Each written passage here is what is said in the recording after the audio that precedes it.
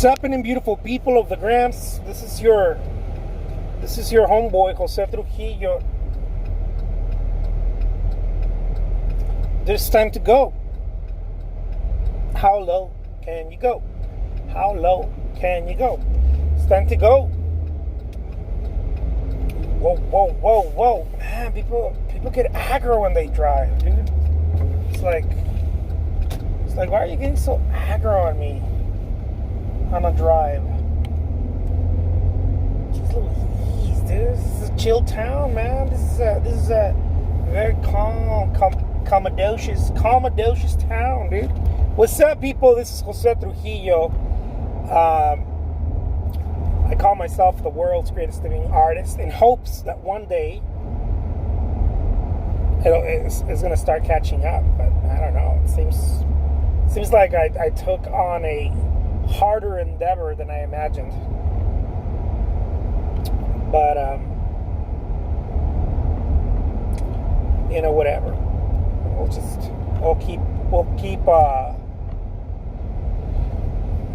We'll keep batting away.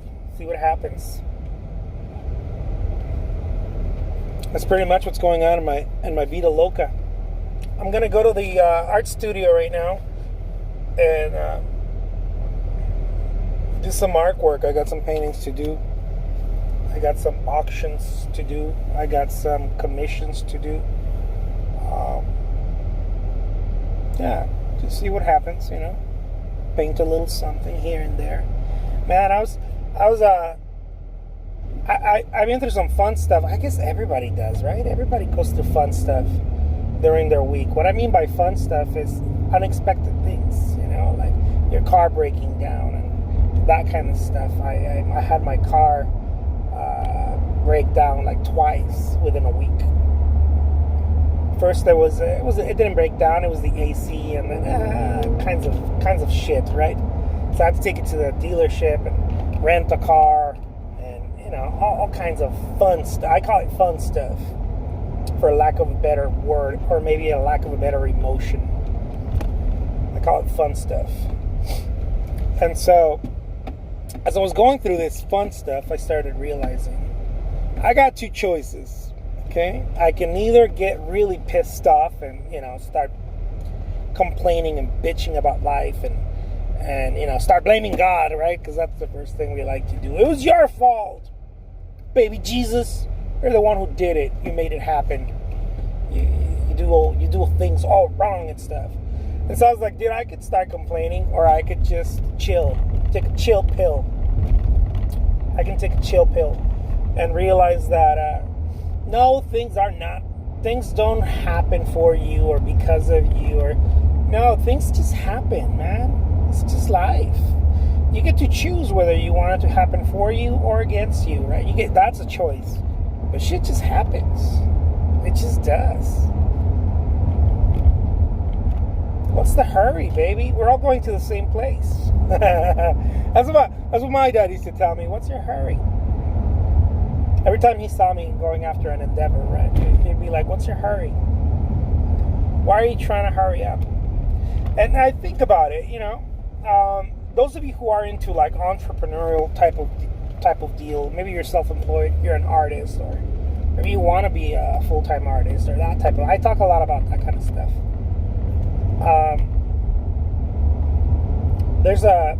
If you're not careful, there's like a desperation to try to move fast. Now that desperation could either be positive or negative. Depends on how you look at it. But there's almost like this need to try to go fast. It's an impulse. It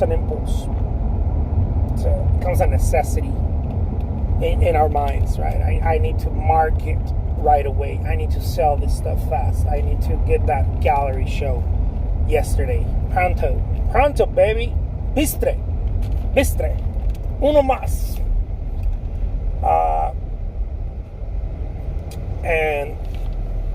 And if you're not careful, you get sucked into that bullshit of I gotta do things fast.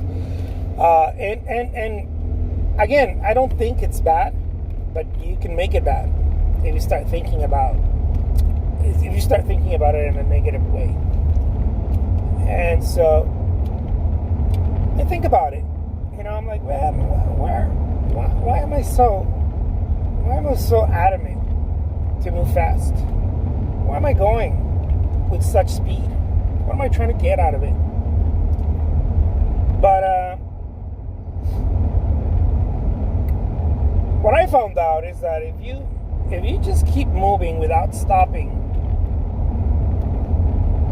who said this? I think it was Andy Warhol, who's famous for saying this. It doesn't matter if you move fast or slow, as long as you don't stop. I think the stopping is the problem for most people. I think that's the problem. It's the stopping. It's I'm going to start a YouTube channel, right? And then you start it, and then you're like, man, I'm not getting any traction, and then you stop it. Or I'm going to start selling my artwork online. Or I'm going to learn how to paint. Or I'm going to, I don't know, market on Instagram. I want some Instagram followers, man. The fuck? I want some of them IG followers now. If you're younger, you're probably thinking about TikTok or something like that. I don't know. Whatever. But yeah, that does happen. It does happen. There's almost one could say, almost a necessity to move quick, to move fast. I can feel it in me. Oh man, I gotta go take care of that now. I want some of that fucking money, man. I can feel it. And then and then I have to like chill, right? Dude, take a chill pill, man. Chill out, Jose. You got this. And so I calm down and I'm like, okay, I'm gonna do my work. I'm gonna show up. I'm gonna get up early. I'm gonna go to bed later. I'm going to do whatever it takes, right, to get as long as it's, of course, ethical and moral. I'm gonna do whatever it takes on my end to make sure that my career works as an artist. But I'm gonna chill, dude. I'm gonna chill because, look, I know I'm joking around and whatnot, but I really mean this. If you're an artist out there, you're trying to sell your artwork, you're trying to get your way in the market, or whatever it is, learning how to paint, I don't know, get some Instagram followers, whatever the hell it is. It's all the same thing. The people that milk any action are the people that go and do something without stopping. It doesn't matter if you do it fast or if you do it slow. If you just don't stop. And sometimes what I think is that the desperation comes because we stop things, because we don't continue to do them. And so there's almost like this lack mentality in our mind of, oh my God, I only got so much time, or I only got, there's almost like this desperation that may not necessarily be inspired. It just may be very negative. I felt that before. I was doing some coaching not long ago. I was coaching artists. So I learned how to sell a couple of paintings here and there, right? I learned how to sell 6 figures a year. This was about, I don't know, 9 years ago, almost 10. Yeah, almost 10 years. So I learned how to sell 6 figures, right? I learned how to make over 100K in sales, and then how to earn 100K, and then I started learning how to do more, and I got to a point where I learned how to sell 7 figures of art, right? Of art. And so I started coaching. I was like, shit, man, maybe I can teach this to someone else. And so I started coaching. And one of the first things that I've noticed with artists is what I've noticed in myself. One of the first things that I've noticed was that most of us, when we go into any type of sales or any endeavor, like let alone any endeavor, what happens is that we try to overanalyze the whole thing. I don't know know if this happens to you guys, but it certainly happened to me. Try to overanalyze everything.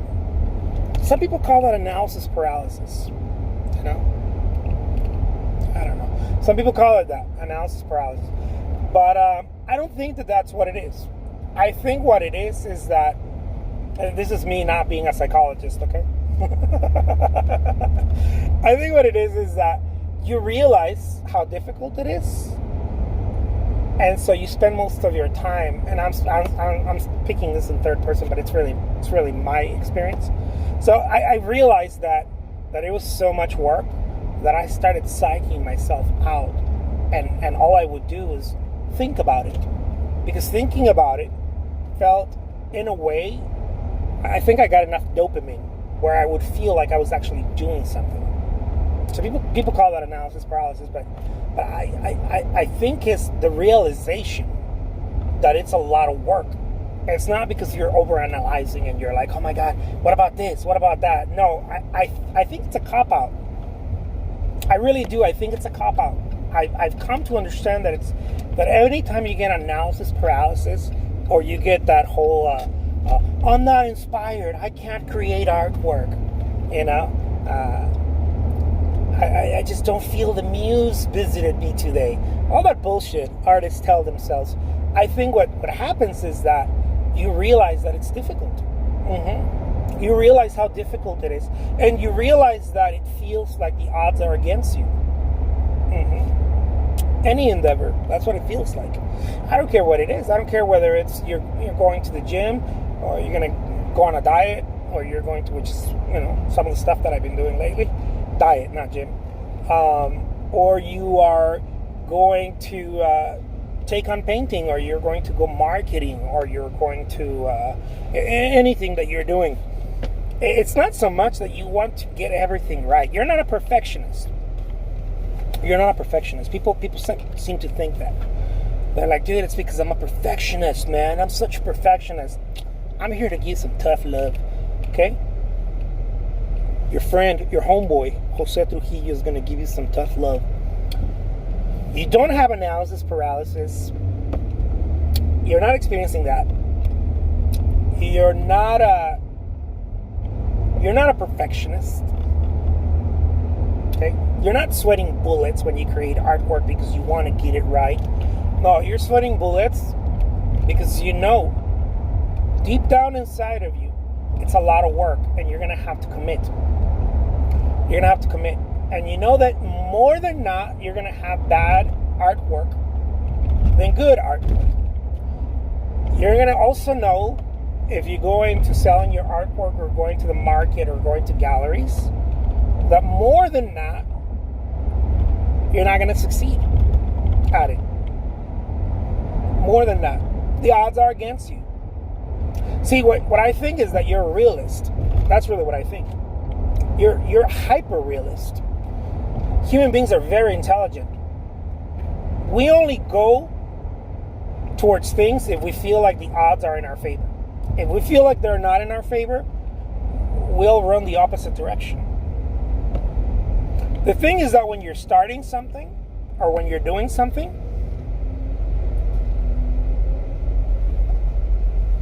the odds are not in your favor. Apparently, right? They don't appear to be in your favor. When you're starting a business, everything is against you. Probably even your spouse, man, your children. They're going to be like, Daddy, why are you not home? Your wife or your husband, your partner is going to be like, man, you've been spending so much time, working on that. Whatever it is, your family, everything is not in your favor because it's not supposed to be in your favor. Now, it only starts moving in your direction when you start moving towards it. That's been my experience. If you start moving towards it, then that shit, whatever it is that you want, it appears that way. It appears like it starts moving in your direction. It starts appearing that way. Whatever it is that you want. But if you don't move towards it, okay, if all you're doing is you move towards it and then you scratch your head and you think about it and you're like, okay, maybe I'll do it. let me reconsider this. Let me re-strategize. This is something that a lot of artists out there do. Again, I've been coaching artists. Lots of artists do this shit. Let me re-strategize. So we come up with a plan, right? And we say, look, you're going to be posting 3 times a day on Instagram. You're going to be, on the wall, right? Let's say an Instagram strategy, right? A simple Instagram strategy for any artist. You're going to be posting 3 times a day on your wall. You're going to be reaching someone on DM, okay? You're going to be reaching 10 people every hour. This is one of the strategies that I teach other artists. Every hour, so that you don't get banned from the Instagram's algorithm. Every hour you're going to be reaching at least 30 people. Every hour. At least. DMing 30 people. Okay? At least. And on and on and on. All these little things, right? All these little things that are not so little, but... And what ends up happening is they get started, right? But because the push is so monotonous and it's fucking heavy, it's like lifting weights, but you're doing it with your mind. You're going there, you get on Instagram, you have to time yourself. Oh my god, it's not 1 hour. Okay, I'm gonna go DM, I'm gonna go and like and comment for another 10 minutes. Every hour you're doing this. Every hour you're doing it. It's like sets and reps, like exercise, right? Because it gets so repetitive, and you have to do it like clockwork. Boom, boom, boom. You have to hit it. Guess what most artists do? They're like, maybe there's an easier way. I fucking love it when they think that. Maybe there's an easier way. And then another thing they start doing after they ask themselves that, I know, I've been through this shit myself. The next thing they start doing is that they'll say something like, let me re-strategize this, because I know that I can use this software or this other thing, or I can take care of this or that. And then they start trying to figure. And guess what happens? Every so often, they change the strategy. It's like saying, I'm going to go diet and go to the gym or whatever. And a week in it, because of the pressure of a new environment, right? A new environment in my figure and my food, my sweating, a new environment, a new schedule, right? Because of the pressure of a new environment, I'm going to say something like, which, by the way, I'm guilty of this. I used to say, before I recognized this, right? I used to say this, like, man, you know what? I'm going to change the strategy. What I'm going to do is that instead of doing that, I'm going to move on, and I'm going to change the diet, and I'm going to change this, because there's a keto diet, man. Oh, fuck yeah, keto diet. That's what I need. I don't need to let go of sugar. And what I'm going to do is I'm going to and I'm going to change this. And then you get excited. Okay? So you're looking for hills, right? But when you have a hill, just know this. You're also going to have a valley. Every time you have a hill, you have to have a valley. There is no hill without a valley. And so we're looking for these hills that make you feel excited. Like that's why people go into trying to sell their work, and they get excited about Etsy.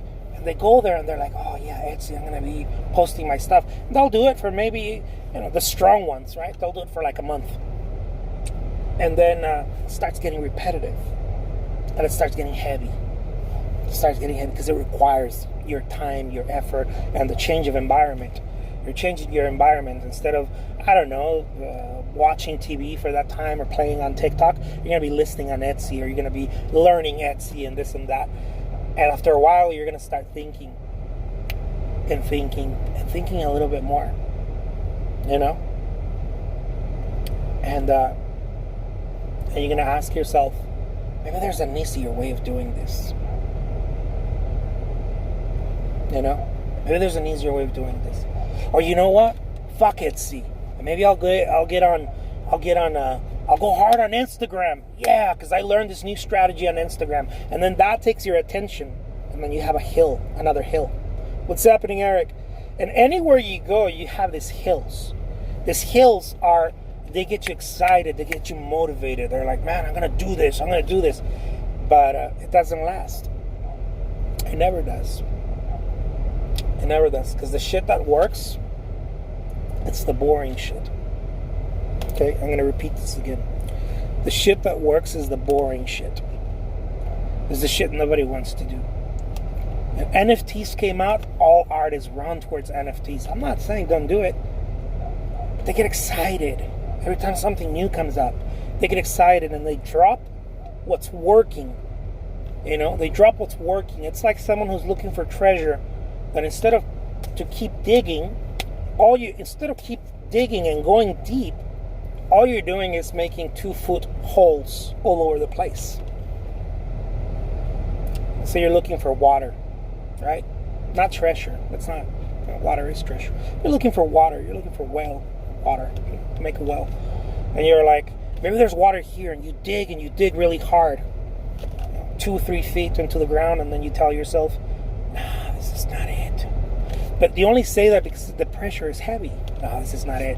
And so you move, you change direction, and you go to another place, and you dig again, another 2-3 feet. And then you tell yourself, no. You know, it's not Etsy.